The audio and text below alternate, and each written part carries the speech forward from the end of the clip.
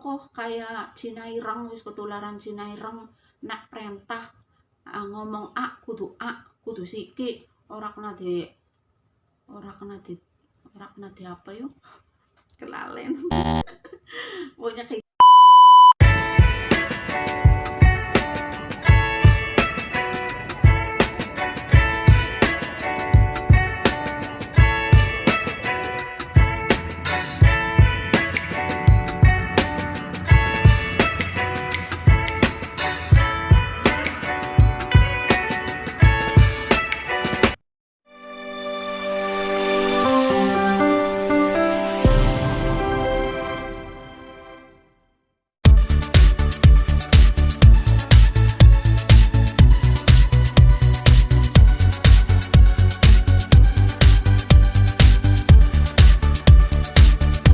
halo, assalamualaikum warahmatullahi wabarakatuh. Jumpa lagi dengan saya M Channel. Jadi di video kali ini aku mau membahas, ngasih tahu cara aku mengatur keuangan aku ya teman-teman. Cara aku mengatur uang gaji aku setiap bulannya ya teman-teman. Karena kalau nggak diatur, kalau nggak dihitung-hitung, itu bisa kita nggak bisa menyisakan sama sekali ya teman-teman. Jadi nggak ada jadi habis lah ya kalau misalnya kita nggak memanage keuangan gaji kita ya. Jadi ini adalah cara aku untuk mengatur uang gaji aku biar bisa sesuai harapan dan bisa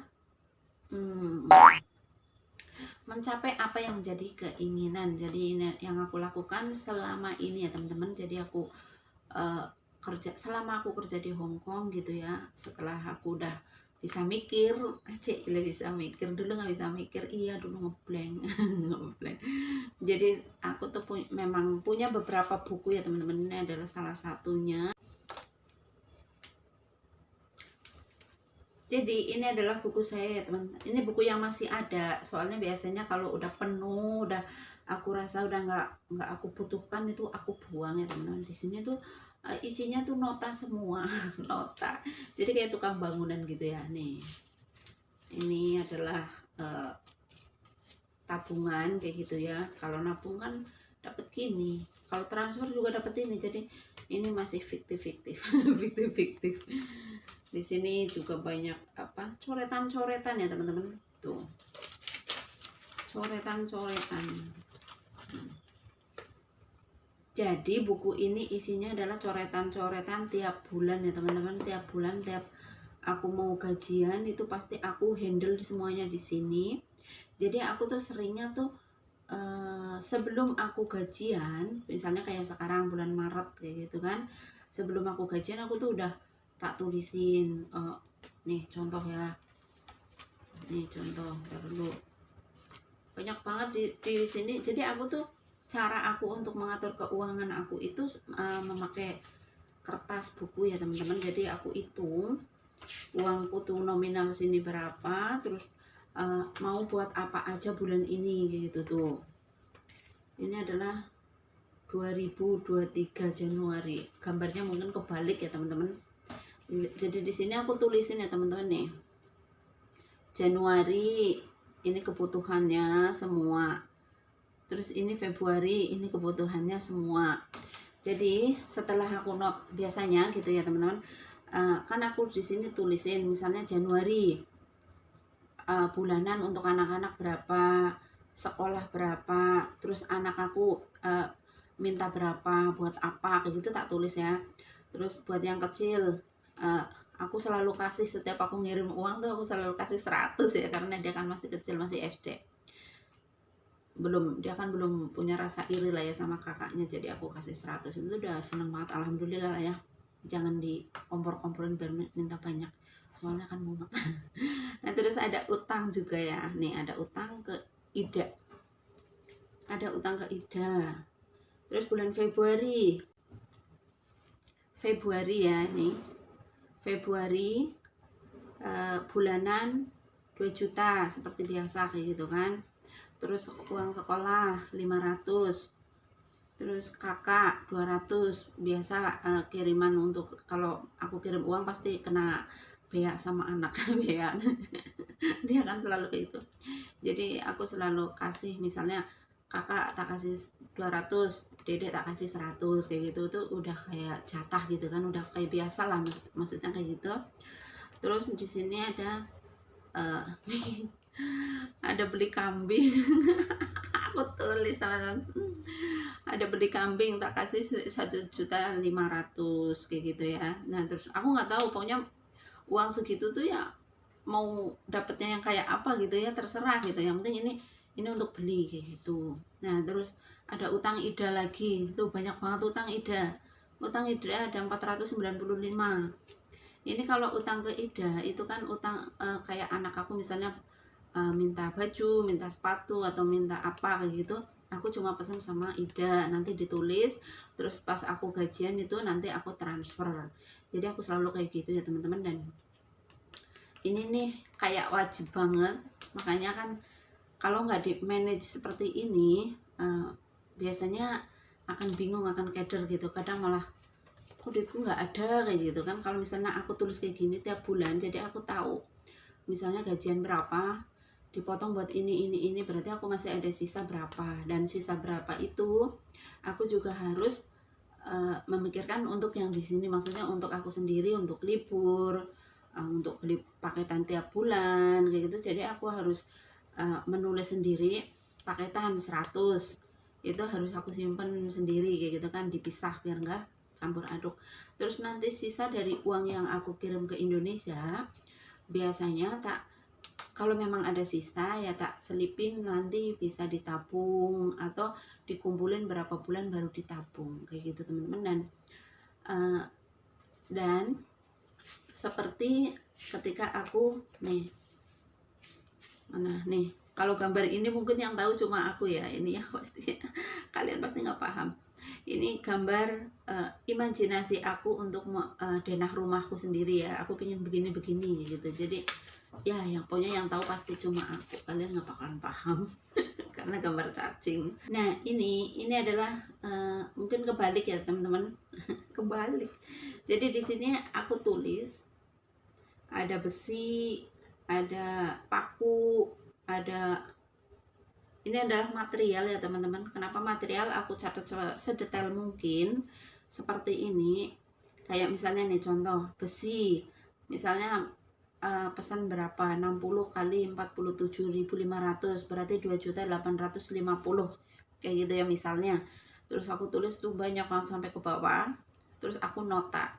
Tujuan ini sebenarnya adalah untuk memanage keuangan aku. Jadi kalau misalnya tak hitung semuanya kok kira-kira uangku masih kurang, berarti aku harus beli separuh dulu, terus bulan depan aku beli separuh lagi biar aku bisa menutup kebutuhan 1 bulan. Terus bulan yang ke depan aku bisa melanjutkan apa yang harus aku beli untuk bulan ini biar aku bisa mencapai target bulan ini bisa tercapai. Aku jadi seperti itu ya teman-teman, selalu mendetail kebutuhan apa yang harus dibeli, itu memang aku harus detail, harus tulis seperti ini. Ini sebenarnya bukan karena aku pelit atau karena apa, tapi karena aku memang sangat perhitungan banget dengan uang aku. Soalnya gini ya teman-teman, aku udah seperti ini aja ya teman-teman. Kalau misalnya ya uang nih, aku ngomongin orang tua aku sendiri, uang kalau sudah masuk ke orang tua kayak gitu ya, kalau orang tua nggak langsung mengikuti apa yang diomongin, misalnya aku ya Pak, bapak aku aja, misalnya Pak ini uang untuk beli ini, tolong dibeli ya, nanti aku kirim duit kayak gitu ya. Tapi sama bapak aku tuh kadang kan yang suka nantilah kayak gitu kan, karena mungkin kebutuhan, aku juga nggak tahu sih. Cuman kalau uang sudah ke orang tua, terus kalau orang tua sudah mikirnya nantilah, ujung-ujungnya uang itu akan habis teman-teman, dan akan mengecewakan aku gitu ya. Akhirnya aku yang akan kecewa karena uangnya habis tapi barang nggak ada. Ya kan, itu pasti sering terjadi pada teman-teman semuanya. Dan aku memang orangnya tuh paling bawel, pokoknya aku tuh kalau ngomong sama bapak gitu ya, Pak ini harus buat beli ini, begitu aku kirim harus beli. Aku selalu seperti itu, karena ya itu, aku berpikirnya seperti itu. Sekali lagi, ketika uang sudah masuk ke orang tua kan sudah berbeda. Pasti nanti orang tua akan buat ini, buat itu, kayak gitu kan. Terus akhirnya kalau kita menanggapinya dengan emosi, malah akhirnya berantem. Dan terus lagi ya nih, bapak aku aja sampai bilang, aku bukannya pelit ya teman-teman, tapi ini untuk bilang, ini cara Jawa gitu ya. Wong kok kayak Cinaireng, wis ketularan Cinaireng, nak perintah ngomong kudu siki, ora kena di apa yuk, kelalen. Pokoknya kayak gitu lah, bapak aku tuh sampai bilang kayak gitu. Intinya ya harus kayak gitu. Sebenarnya keharusan itu karena aku sendiri berpikir ya teman-teman, kalau itu nggak langsung dibeli, uang itu akan hilang dan habis. Yang jelas akan nggak tahu kemana gitu alur ceritanya. Terus kalau kita menanyakan, emang uangnya kemana? Pasti kita dikira, orang uang segini aja ditanya, buat ini udah buat anak kamu. Udah nggak bisa jawab. Kalau udah ada jawaban, buat anak kamu. Tapi yang jelas kan di hati dongkol ya kan. Karena kita berharap, karena kita kan nggak mungkin selamanya ada di negeri orang ya teman-teman, nggak mungkin selamanya seperti ini. Seperti aku aja, aku tuh berpikir aku udah kangen anak-anak, kepingin kumpul mereka dan pingin ya bersama mereka lah ya. Pasti itu adalah suatu kebahagiaan banget. Jadi aku juga nggak pingin lama-lama di sini ya teman-teman. Aku udah pingin kayak di Indonesia bareng anak-anak kayak gitu. Makanya aku selalu planning, harapan aku tiap bulan aku pinginnya ya sesuai harapan aku. Toh kebutuhan mereka juga, walaupun sekali lagi walaupun nggak bisa sepenuhnya aku mencukupi kebutuhan mereka, tapi setidaknya sedikit meringankan kebutuhan mereka. Jadi selebihnya ya aku berharap orang tua aku gitu bisa membantu kekurangan. Jadi buat teman-teman semua yang seperti saya TKW gitu ya, bekerja, sekali lagi kita harus memanage keuangan kita dan kita harus mengatur keuangan kita. Kita tulis bulan ini kebutuhannya apa aja, dan terus apa yang perlu dibeli sama yang nggak perlu dibeli. Terus kita juga harus menulis paketan untuk bulanan kita sisihkan 100. Terus libur kita hitung, kalau misalnya liburnya 1 bulan sekali, berarti kita 1 bulan itu 4 kali, dan 4 kali itu kita harus bisa menyisakan uang. Misalnya sekali libur kita kasih 200,